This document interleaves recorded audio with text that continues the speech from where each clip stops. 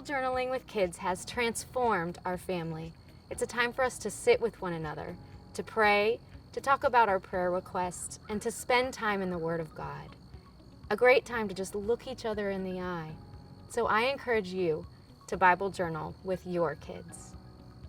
I just wanted to say that when I was first confronted with going to see Chelsea and see what she did, I was kind of skeptical. But, and of course, I'm not a mother of small children anymore, but I'm a grandmother. So once she showed me what she did, I was just, it just captured my heart. And I just can't wait. I've got grandchildren that are 2.5, 1.5, and one that's due in December, but I can't wait till they get old enough that I can have some one-on-one time with them doing Bible journaling and just teaching them God's Word. I just think it's an amazing opportunity. When you host a Bible journaling with kids workshop, it's a chance to just have fun.